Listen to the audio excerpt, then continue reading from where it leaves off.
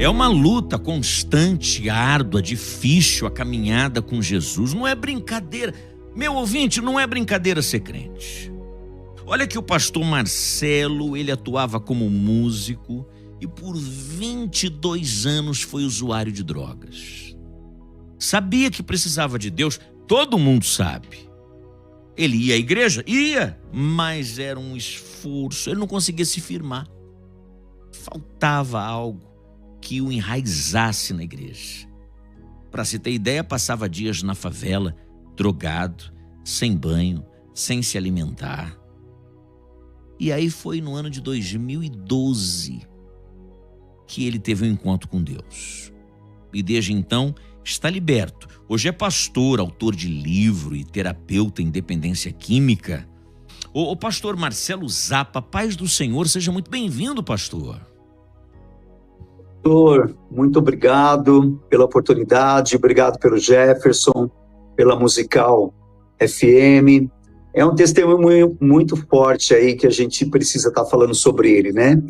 Deus abençoe. Amém. Quer dizer que, como é que foi? Você tentou, mas no ano de 2012 tem esse encontro com Deus. Como é que foi esse encontro? Na verdade, pastor, eu fiquei 22 anos nas drogas. Eu comecei a usar drogas com 23 anos. E o senhor vê como que é engraçado, porque eu era o natural da minha turma. Eu era o vegetariano. Não tomava refrigerante, nem bebida alcoólica, nada. De repente, a droga entrou na minha vida. Então, a partir desse momento, eu perdi casamento, eu comecei a mudar todos os comportamentos, amigos, e comecei a frequentar outros lugares, né? Como as comunidades, não falando assim mal ou de uma forma pejorativa, pelo amor de Deus, porque... Mas assim, eu perdi o controle, pastor, assim, a dependência química é uma doença física, mental, espiritual, que ela atinge todas as áreas da nossa vida. Então, para a gente, como a gente, né, tem um tempo aí para falar, eu quero tocar num ponto assim, da fé das pessoas, né? Eu era o improvável. Deus ama os improváveis. Eu era o improvável, pastor. Eu estava com 22 anos de drogas, minha família, pessoas da igreja, amigos, ninguém mais acreditava que alguma coisa poderia acontecer. Eu até contei aí pro Jefferson, eu vou falar assim, eu tinha uma convicção no meu coração. É isso que as pessoas precisam entender. Mesmo, pastor, indo para a igreja, caindo e voltando, indo e voltando, eu tinha uma convicção que no momento que eu voltasse para a igreja, Deus ia fazer o milagre. E até pessoas falavam na igreja, se o Marcelo voltar, a gente sai. E teve uma família inteira que saiu porque eu voltei para a igreja, pastor. Meu Deus do céu. Para o senhor entender como que era difícil. Lá fora era difícil e dentro também. Quer dizer que quando você volta para a igreja, uma família sai da igreja e falou, se ele entrar, a gente... É tudo... E foram embora. É tudo que a Bíblia não diz. Tudo que a Bíblia não diz.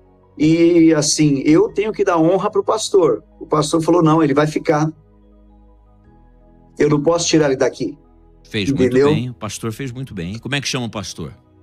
Pastor Marcos Nanes. Pastor Marcos Nanes, um abraço para ele. Nanes, Igreja Batista. Igreja Batista, um abraço para ele. Foi um baita pastor. E aí? Bom, pastor, aí eu sou músico, né? Eu conheci uma primeira internação no ano de 2000, em uma clínica evangélica. E ali eu comecei a conhecer o louvor, comecei a tocar louvor. E comecei, quando eu saí, eu busquei uma igreja, que foi essa que eu falei. E foi todo esse trâmite todo. Mas voltando onde nós paramos ali, aquela coisa da convicção e da fé. não adianta. Quem está de fora, muitos não vão ver que você tem a esperança, que você acredita que vai dar, que você você sonha, né? Porque é aquela coisa, às vezes você tem sonhos que as pessoas não sonham. Uhum. E eu tinha esse sonho de ser liberto, pastor. Liberto das drogas, porque aquilo era terrível, pastor. Aquilo era uma prisão. Você sabia você sabia que se você voltasse para a igreja, você seria liberto, mas ao mesmo tempo você não ia. A vontade de querer usar era maior do que a fé de ir para a igreja e se livrar. É mais ou menos. Mas olha só que mas olha que divisão. Eu recaía, mas voltava para a igreja. Eu recaía, mas voltava para a igreja. Porque a convicção eu tinha de Cristo, era impressionante. Eu tinha uma convicção que o meu caminho era esse e acabou. Que Deus ia fazer o milagre. Mesmo que ao meu redor tudo conspirava contra. Porque tudo conspira contra na vida de um dependente químico, a aparência dele, as coisas que ele faz que não são legais, né? As coisas que ele apronta por conta de querer usar drogas, que assim, é muito forte, pastor, é muito forte, né? Então, o que aconteceu? Nesse tempo, eu reencontrei com a minha atual esposa. Eu fui casado com 21 anos, tenho 2 filhos desse casamento, mas eu não era cristão, não conhecia Cristo, divorciei em 94, e reencontrei com a minha atual esposa. Nós estamos há 20 anos juntos. Ela passou 7 anos desse tempo comigo, nesse tempo difícil, mas teve um dia que eu fiz eu fui ousado. Eu falei, olha, a gente precisa casar, a gente precisa colocar as coisas no lugar, porque a questão de nós queremos milagres, nós queremos sobrenatural de Deus, mas nós precisamos nos posicionarmos. Isso aí não tem como, porque não tem... a palavra de Deus, ela é absoluta, ela não é relativa. Eu acredito nisso. Também acredito. Então eu queria casar com ela. Eu falei, olha, se a gente casar, porque a gente era noivo, e a gente se esforçava, e de repente a gente caía, e eu falava, olha, isso não é bom para mim. E eu dei 30 dias para ela. Falei, 30 dias, se você não casar comigo em 30 dias, para a gente resolver a nossa vida com Cristo, resolver a minha dependência química, eu vou embora. Pastor, deixa eu falar uma coisa para o senhor. A minha esposa tem 3 faculdades. A minha esposa, ela já veio de um casamento também, que eu tenho 2 filhos que é dela, que eu peguei desde pequenininho, né? Que são os meus filhos. Então, assim, ela não precisava de mim para nada, pastor. Ela é diretora de hospital, ela é coordenadora, ela tem bom salário. E eu falava, meu Deus, o que essa mulher viu em mim? Eu não tinha eu só tinha o 1º grau completo, tinha a minha família, tudo mais, mas enfim. E só sei que nesse tempo, Deus usou pessoas para falar com ela, porque ela não ia aceitar o casamento. E aí, Deus usou umas 2 pessoas para falar para ela, assim, num encontro, né, assim, casual, e dizendo para ela, ó, Deus manda você falar sim, viu? Porque Ele vai restaurar, Ele vai libertar, Ele vai curar e Ele vai levantar. E ela foi uma mulher de fé. Ela ouviu a voz de Deus e, assim, ninguém estava no nosso casamento, pastor. E eu não culpo a minha sogra. Hoje a minha sogra, eu moro no quintal da minha sogra. Hoje eu sou pastor da minha sogra. Glória a Deus. Para o senhor entender. Eu entendo. Então, assim, perfeitamente. Eu não culpo as pessoas porque o que elas veem não é bom. É porque, né? o viciado, o dependente químico, e posso dizer isso com propriedade que eu tenho um irmão mais novo também que vive isso. Sim. Ele vai perdendo o crédito. Né? Chega um momento em que o que a pessoa diz não é verdade, o que a pessoa faz é mal feito. Parece que a droga vai roubando o caráter.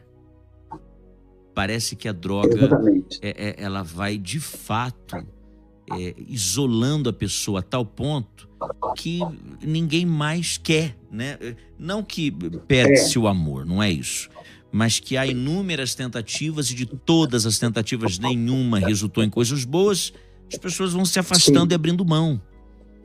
Mas até pelo tempo que eu tenho, pastor, aqui no rádio, que a gente está no rádio também, eu tenho um tempo a ser cumprido. Sim, certo. Maravilhoso é poder hoje bater papo contigo, sendo pastor, autor de livro, terapeuta em dependência química. Eu queria que você deixasse aqui uma palavra, porque há duas pessoas nos ouvindo agora. Talvez tenha aquela pessoa que seja dependente químico, esteja ouvindo esse nosso bate-papo. E tem a mãe e o pai desse dependente químico que estão desesperados. O que você diria para essas duas classes de ouvintes que estão nos ouvindo agora? Tá bom. Primeiro eu quero falar com os pais, né? Tá. Na época da novela O Clone, da Rede Globo, que falava sobre drogas, eu participei, né? Eu fui entrevistado na Ana Maria Braga, no video show. Então, quando tinha aquela midiática toda, o assunto estava a todo vapor. Depois acabou, deu uma esfriada. Então, falando para os pais, eles precisam buscar orientação, né? Orientação. Eu mesmo, o senhor deve ter meus contatos aí, telefone. Pois não, o senhor pode divulgar o teu Instagram, a tua rede social, como é que é? Eu faço questão aqui de divulgar. Tá bom. Da igreja, o IB, I de igreja, B de Batista, ponto, a palavra que cura. Certo. Eu vou deixar, e também o meu pessoal, já achei Marcelo IB, ponto, a palavra que cura. IB, ponto, a palavra que cura. Rua do Oratório, Bangu, Santo André. Isso, a nossa igreja. A nossa igreja. Qual o nome da igreja, pastor? IB, a palavra que cura. A palavra que cura. E é a palavra que cura mesmo. Então, pastor, falando para os pais, né? Buscarem orientação.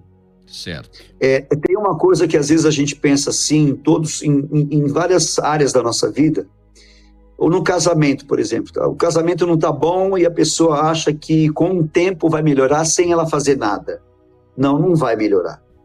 Nós precisamos tomar atitudes, precisamos tomar a frente.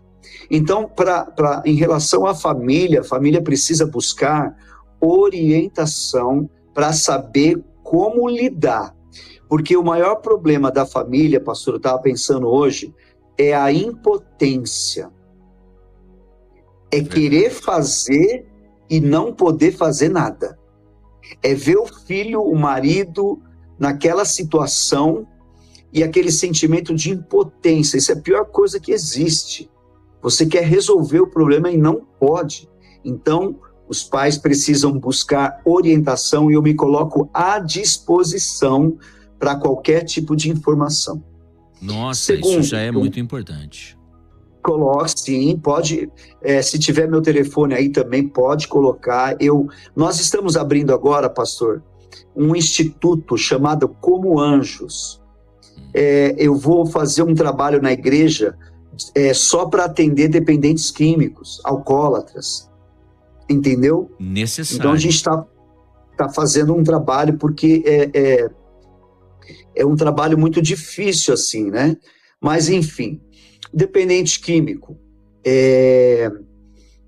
Existe uma palavra de Romanos 12:2 que fala: não vos conformeis com este mundo, mas transformai-vos pela renovação da vossa mente.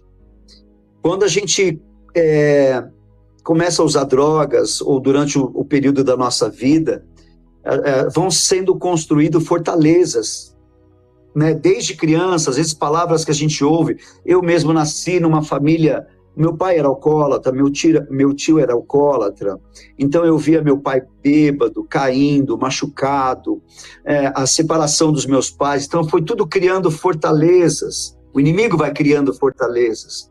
né? Então chegou um momento que eu entendi que eu precisava romper com aquele pensamento. Porque o meu pensamento, pastor, no final, é que eu ia terminar da mesma forma que outros, que eu ia morrer usando drogas, que eu ia falir, que não ia dar certo. Mas teve um dia que eu disse uma palavra para mim mesmo, eu disse assim: quem disse que eu tenho que terminar assim? Opa, ó a mente. Provérbios 23, 7. Assim como você imagina em sua mente, assim é. Você é o que você pensa, o que você planeja ser. Você é o que você sonha ser. Então, pastor, se a gente tivesse um tempo maior, eu ia te falar de tanta experiência sobrenatural que eu tive com o próprio Deus. Com o próprio Deus. Mas não faltarão oportunidades. Esse é só um primeiro papo, né? Um primeiro insight de um assunto que nunca deixa de estar em voga, até porque as drogas têm sido difundidas de tal maneira que vem atrapalhando toda a humanidade, né? Quantos são os lares que estão sendo destruídos por isso? Mas nesse nosso primeiro contato, eu já quero deixar aqui o @ib. A palavra que cura. Que cura. Não é isso? É arroba, é o Instagram, @ib. A palavra que cura. Eu quero agradecer imensamente a tua participação e dizer aquilo que eu digo todos os dias aqui no rádio, com muito amor, com muito carinho, né? Eu vou seguir aqui no meu canal do YouTube, mas eu encerro esse primeiro bate-papo. Não pode ficar por aqui, não. No caminho, Deus faz milagre.